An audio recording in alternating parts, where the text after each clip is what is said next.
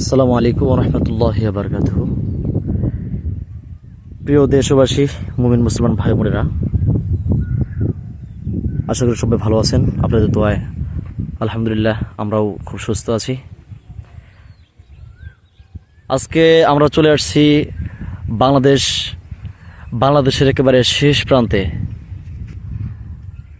এটা অবস্থিত ময়মনসিংহ বিভাগের জামালপুর জেলার দেওয়ানগঞ্জ থানার পাথরচর গ্রামের একটি অংশ আপনাদেরকে দেখানোর চেষ্টা করতেছি। আপনারা দেখতে পাচ্ছেন আমাদের সামনে যে পাহাড়টা, এটা হচ্ছে একটা ভারতের অংশ।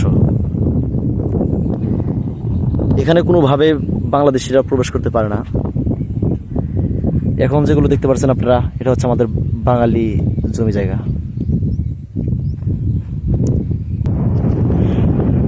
আপনারা দেখতে পাচ্ছেন পাহাড়ের সাথেই যে একটা ছোট নদীর মতো দেখা যাচ্ছে। এখান দিয়ে পাহাড় থেকে ঝর্ণার পানিগুলো নেমে আসে। পর্যায়ক্রমে এই নদীটা এখান থেকে চলে যেতে যেতে সানন্দবাড়ি হয়ে একেবারে যমুনা নদীর সাথে অ্যাডজাস্ট হয়েছে।